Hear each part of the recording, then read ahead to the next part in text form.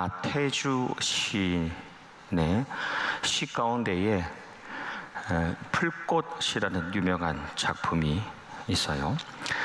풀꽃 나태주, 자세히 보아야 예쁘다, 오래 보아야 사랑스럽다, 너도 그렇다입니다. 우리 풀꽃은 주변에 흔하게 보이고 대충 보면 풀처럼 여겨져서 지나치기가 쉽습니다. 다가가서 세밀하게 살펴보면 그 섬세한 색깔, 또 독특한 모양, 또 생명력이 드러납니다. 우리도 한 사람 한 사람 그냥 스쳐 지나치면 있는 듯 없는 듯 하지만 세심하게 살펴보면 그 안에서 하나님의 솜씨를 보게 됩니다. 참 소중하고 사랑스럽습니다. 이 시인은 평생 이 시골에서 또 작은 도시에서 교편을 잡고 또 정년퇴임까지 했는데 한때 중병을 앓다가 시한부 선고를 받았습니다. 그 중환자실에서 생사를 오가게 되었는데 그때 자기보다도 곁에서 병간호하는 아내를 향한 안쓰러운 마음으로 마지막으로 하나님께 하소연하듯이 쓴 그런 기도시가 있습니다. 너무 그러지 마시어요, 나태주. 너무 그러지 마시어요. 너무 섭섭하게 그러지 마시어요. 하나님, 저에게가 아니에요. 저의 아내 되는 여자에게 그렇게 하지 말아 달라는 말씀이에요. 이 여자는 젊어서부터 병과 함께 약과 함께 산 여자예요. 세상에 대한 꿈도 없고 그 어떤 사람보다도 죄를 안 만든 여자예요. 신발장에 구두도 많지 않은 여자고요. 한 남자 아내로서 그림자로 살았고 두 아이의 엄마로서 울면서 기도하는 능력밖엔 없었던 여자이지요. 자기 이름으로 꽃밭 한 평, 채전밭 한 떼기 가지지 않은 여자예요. 너무 그러지 마시어요. 가난한 자의 기도를 들어주시는 하나님, 저의 아내 되는 사람에게 너무 섭섭하게 하지 마시어요 라는 시입니다. 그런데 이 시인의 아내가 남편의 시를 보고 나서 쓴 기도시가 또 있습니다. 그 일부를 좀 나눕니다.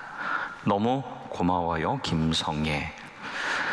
남편의 병상 밑에서 잠을 청하며 사랑의 낮은 자리를 깨우쳐 주신 하나님, 이제는 저희를 다시는 아프게 하지 마시어요.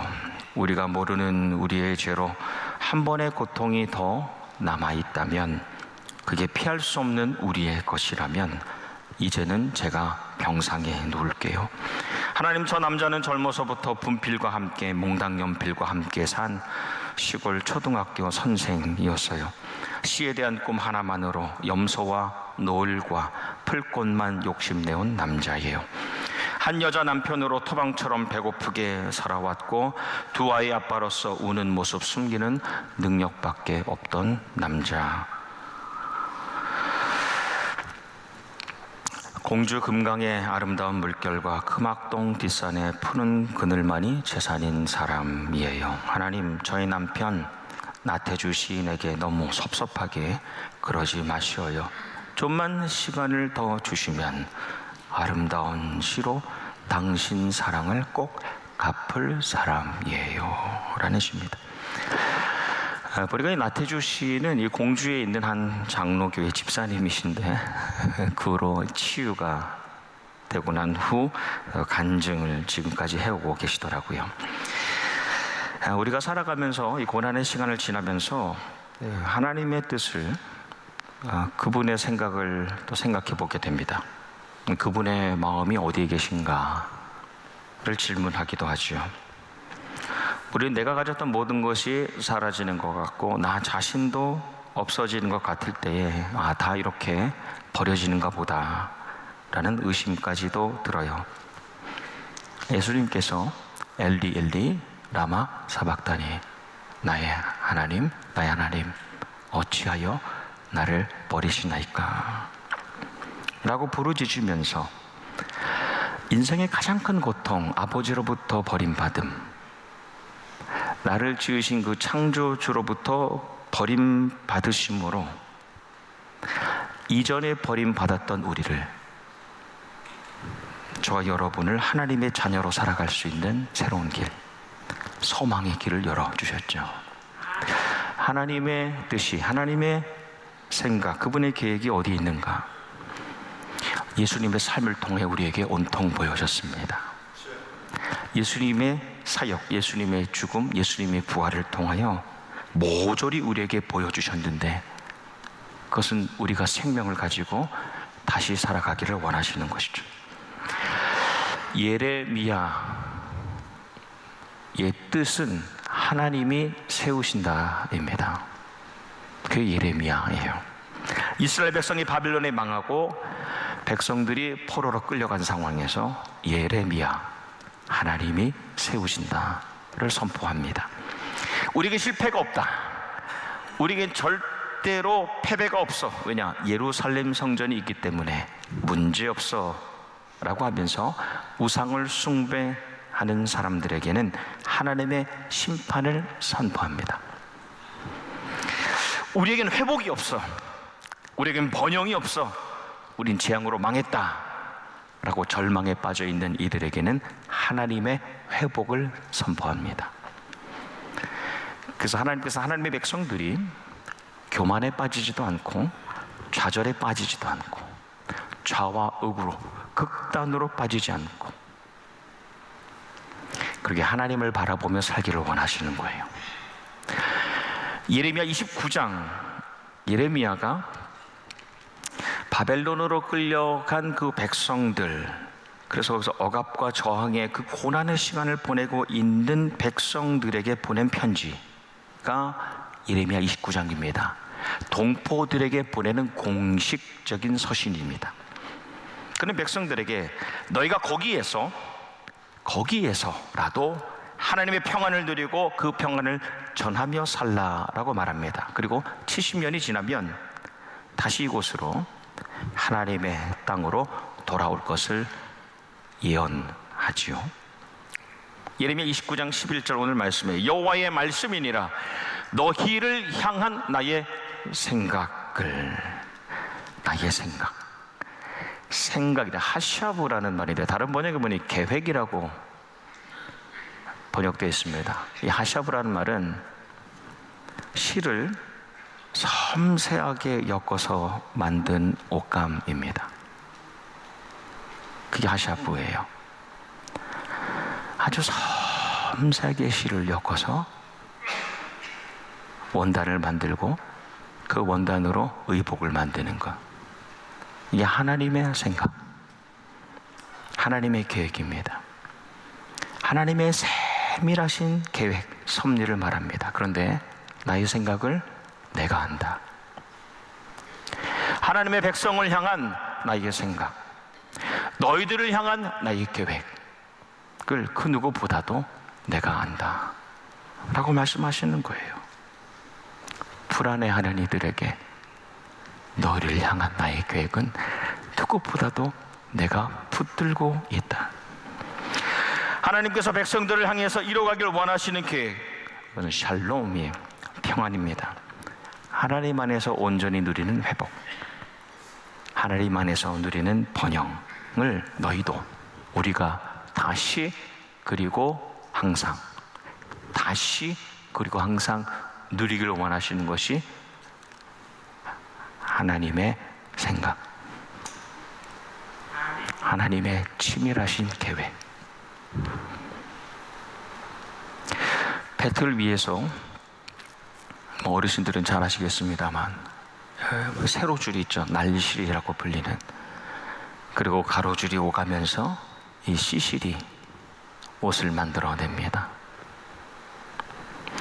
정교하게 교차되어서 뒤를 보면 복잡한데 얼기설기, 하지만 그 앞을 보면 가장 아름다운 옷감으로 나옵니다. 당신의 백성들을 향한 하나님의 생각이 이래요. 설계하고 실행하셔서 온전한 회복과 번영을 누리길 원하시는 것. 우린 그거 믿는 사람들 아닙니까?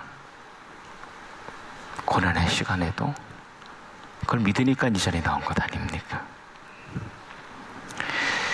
우리가 보면 이 실 다음 이 실이 가야 되는데, 아니 이 실 다음에 이 실이 와야 되는데, 하나님께서는 하나님의 생각 속에서 치밀하신 계획 가운데 날실 다음 시실이, 그리고 다시 날실이 가장 아름다운 최고의 작품을 만들어 가시죠.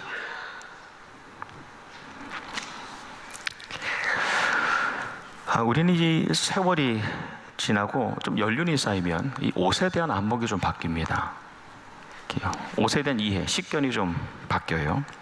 저도 젊었을 때는 이것저것 입었어요. 여러 가지로 어떻게 보기에 좀 화려하고 유행을 좀 따르고 또 특별히 저렴하면 더 좋죠. 그런 옷을 사 입었습니다.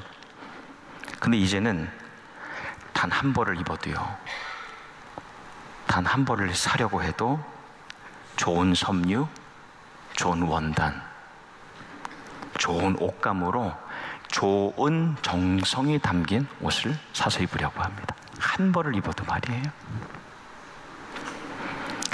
이 프랑스에서는 이제 패션, 의료를 제작하는 방식에 따라서 그게 두 가지 종류로 나뉜다고 하죠. 아시는 분들은 너무너무 잘 아시겠습니다만, 하나는 프레타포르테이고 다른 하나는 오뚜퀴띠르입니다. 네, 발음이 좀 어렵죠. 프레타포르테는 ready to wear입니다. ready to wear, 기성복을 말합니다.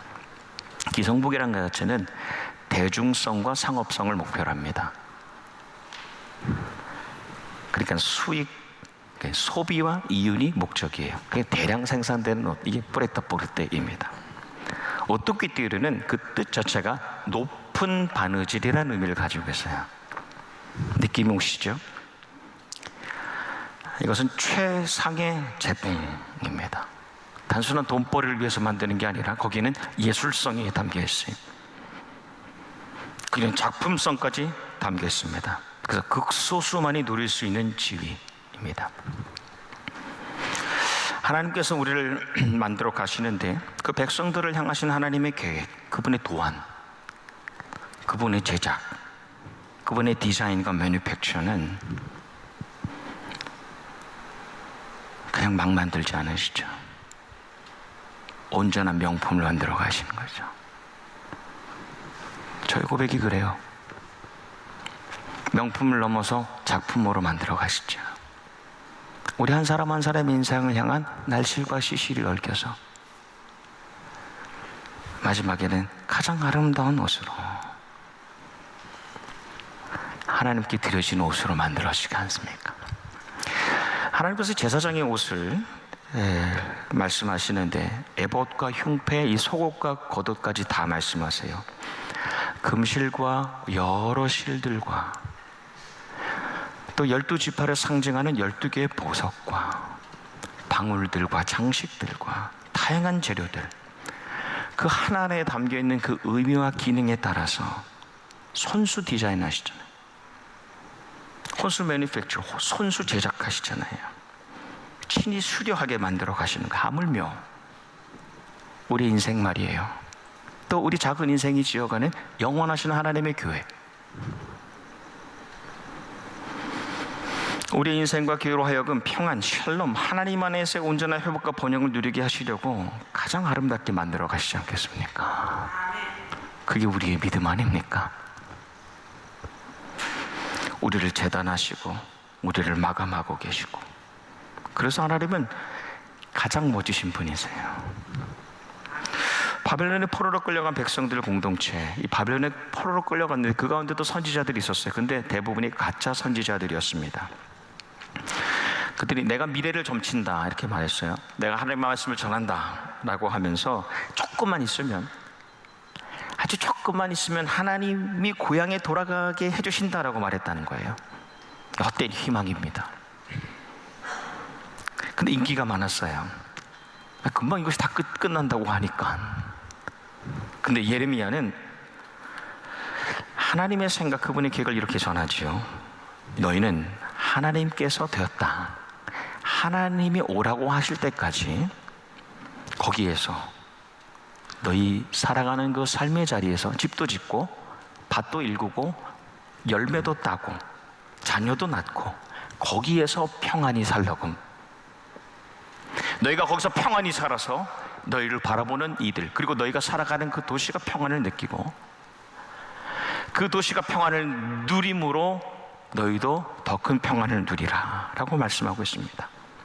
하나님께서는 백성들이 거기가 바벨론이 되었던 예루살렘이 되었던 우상의 도시가 되었건 거룩한 시온 성산이 되었건 상관없이 어디든 하나님의 백성들이 재앙이 아닌 불행과 비극이 아닌 평안, 상황을 따르지 않는 하나님의 회복, 상황을 따르지 않는 하나님의 회복, 형편과는 상관없는 심령의 번영을 느끼며 살기를 원하십니다. 그래서 우리도 어디에 살든 완전하신 하나님의 그 뜻, 그 생각, 그 계획 안에 붙어있는 박음질되어 있는 인생으로 믿음을 가지고 살아가는 겁니다. 제가 지난 9년, 한 10년 동안 우리 응급실에, ER에 꽤 많이 갔습니다. 우리 성도들 신방으로 가긴 했는데 제 일로, 제 가족 일로 ER에 응급실에 갔던 경험이 딱 2번 있습니다. 지금까지. 한 번은 8년 전에 그날 제가 저녁에 모든 사역을 마치고 집에 왔어요. 어린이 초등학교 엘러먼트리 다니던 그 아들 녀석이랑 놀이를 했습니다. 근데 이제 남자들끼리는 막 이렇게 때리는 신용도 하고 또 맞고 팍 하고 넘어지고 이런 놀이를 하잖아요. 뭐 레슬링 하듯이 막 넘어지고. 그런데 이제 아들이 넘어지는 신용을 하면서 넘어졌는데 그때 이제 거실의 소파에 이 젓가락이 있었어요. 그래서 이제 머리를 약간 이렇게 심한 건 아니고 이렇게 살짝 찔렸습니다. 근데 여러분이 머리 이 두피에는 피가 많이 흐릅니다. 머리카락이 있기 때문에.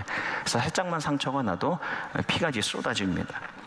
그 수건으로 이제 누르는데 지혈이 안 되는 거예요. 피가 계속 나오니까 다 놀라고 아들도 너무 놀란 것 같아요. 근데 그 녀석이 저한테 아빠 저를 죽일 셈이에요 이렇게 말하는 거예요. 진짜 이렇게 말했어요. 한국말로. 나를 죽일 셈이에요. 피가 막 나니까요. 그래서 이제 데리고 ER로 응급실로 갔습니다. 가서 치료를 받았어요. 근데 그 일 있고 난 다음에 이 부자지간이 서로 조금 서먹해진 겁니다. 그 후로는 그렇게 좀 과격하게 노는 일도 줄어들었습니다. 그리고 조금 지나서 이 친구가 밖에서 노는데 보니까 벌들에게 쫓겨서 벌들에게 쏘여서 도망을 다니는 거예요.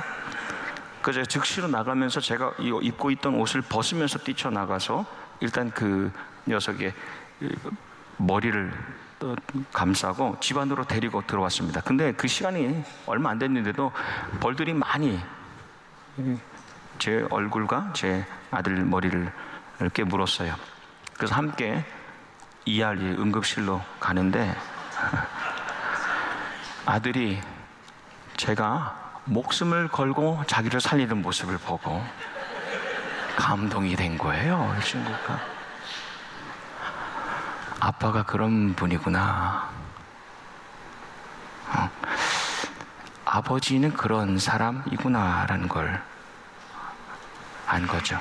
오늘 아침에도 저한테 이제 메시지를 보냈는데 아빠 교회를 위해서 기도하고 있어요. 네. 우린 참 부족합니다. 우린 참 연약합니다. 그래서 살아가면서 고난의 시간을 지나면서 이 아버지의 뜻을 불신할 때가 있어요. 아버지의 계획에 대해서 의심을 하게 됩니다. 근데 그때라도 하나님은 세상에서 가장 완전하신 계획으로 그 자녀들의 삶을 작품으로 지어가시죠. 진짜 하나님의 백성들 말이에요. 예수 그리스도의 그 삶, 그분의 사역과 죽음과 부활을 믿고 그분을 따라 살기로 결단한 그 제자들을 가장 멋진 모습으로 빚어가시는 거예요. 내 마음이 변할 수 있어요. 우리는 연약하고 부족하니까요. 근데 나를 향하신, 우리를 향하신, 우리가 세워가는 우리 교회를 향하신 아버지의 마음, 변함이 없어요. 예수님께서 배 밑에 잠드셨을 때 이 폭풍 속의 제자들이 주여 우리가 죽게 된 것을 안 돌아봅니까? 다른 번역에 보면 우리를 이제 죽일 작정입니까? 입니다. 예수님께서 일어나셔서 거친 풍랑을 파도와 바람을 잔잔하게 하시고 제자들의 마음을 잔잔하게 하세요. 순서가 제자들의 마음을 잔잔하게 하시고 폭풍을 잔잔하게 하시지 않으시고 그들의 연약함을 보시고 부족함을 보시고 먼저 상황을 잔잔케 하세요. 상황이 잔잔해지지 않으면 그들의 마음 역시 평안을 누리지 못하기 때문에 그들의 연약과 부족을 하시기에 폭풍을 잔잔하게 하시고 마음도 잔잔하게 하시고 어찌하여 이렇게 무서워하느냐, 평안을 보여주십니다. 예수님께서 십자가에 못 박히셨을 때에 제자들은 죽음이 두려워서 모든 문을 다 닫아뒀죠. 잠궈두었습니다. 그때 예수님께서 모든 문을 관통하시고 가운데 서서 이르시되 에이 레네 후이민 샬롬 너희에게 평강이 있을지어다. 하나님의 생각을, 그분의 계획을 보여주시는 겁니다. 나는 나의 제자들이 하나님이 주시는 그 샬롬, 에이레네로 살아가기를 원한다. 그게 나의 생각, 변하지 않는 나의 계획이다. 오늘 예레미야 29장 11절 말씀에 하나님의 계획은 너희에게 미래와 희망을 주는 것이다. 미래에 대한 희망을 주는 것이다. 하나님께서 우리에게 평안을 주시는 것은 우리가 과거와 현재에 매몰되지 않고 거기에 빠져있지 않고 미래를 향한 새로운 소망을 품게 하시려고 평안을 주시는 거예요. 평안을 가지고 여전히 하나님이 열어주실 미래의 소망을 잃어버리지 않게 하시려고 우리에게 샬롬을 주시는 겁니다. 사도 바울은 고린도 후서 1장 8절 말씀에서 힘에 겹도록 심한 고난을 당하여 살 소망까지 끊어지고 우리는 우리 자신이 사형 선고를 받은 줄 알았다. 그런데 이 모든 것이 우리 자신이 아닌, 우리 공동체가 아닌 하나님을, 우리를 향한 위대한 계획을 가지고 계신 하나님을 의지하게 하시려는 하나님의 생각이라는 것을 깨닫고 로마서 15장 13절 말씀에 소망의 하나님이 모든 기쁨과 평강을 믿음 안에서 너희에게 충만하게 하사 성령의 능력으로 소망이 넘치게 하시기를 원하노라 라고 로마 교회의 교인들에게 그들을 향하여 힘껏 축복하고 있습니다. 말씀을 맺습니다. 중세 유럽의 작은 마을에 오랫동안 지어져 온 교회가 있었어요. 150년이 넘는 동안 50년이 넘도록 이어져 왔습니다. 공사에 처음 참여한 1세대 석공들은 기초를 놨어요. 그러면서도 우리가 완공을 보지 못해도 하나님께 영광을 돌리겠다. 우리가 그 완성을 보지 못해도 하나님께서 영광 받으실 것이다 라는 마음으로 기초를 놨습니다. 그 다음 2세대 자녀들이 벽들을 다 올렸습니다. 그리고 3세대의 그 다음 손주들이 지붕을 덮었어요. 그리고 마지막 그 십자가를 올린 사람들, 그들은 기초를 놓는 것을 보지 못하였고 또 공사를 처음 시작했던 이들은 완성된 교회를 보지 못했어요. 근데 모두가 동일한 하나님의 계획 가운데 있었어요. 내가 다 해내지 못하여도 하나님께서 세워가신다는 것, 하나님께서 평안과 소망을 주신다는 것, 그렇게 교회를 완성해 가는 겁니다. 이제도 우리를 향하신 하나님의 생각, 하샤프, 그분의 계획, 우리가 평안을 누리고 여전히 새로운 시대를 향한 그 소망을 잃어버리지 않고 하나님의 시간표, 날실 다음 시실, 그 다음 날실, 믿음의 걸음을 걸어가는 아름다운 교회, 또 나성경락의 이름으로 살아가는 모든 가정이 되시기를 주님의 이름으로 축복합니다. 기도하겠습니다. 아버지, 우리를 향한 주님의 계획이 재앙이 아닌 평안임을, 그것을 넘어서는 미래와 희망임을 믿습니다. 고난 속에서도 배 위에 함께 하신 주님을 바라보며 믿음으로 걸어가는 우리가 되게 하여 주시옵소서. 예수님 이름 받들어 기도하옵나이다. 아멘.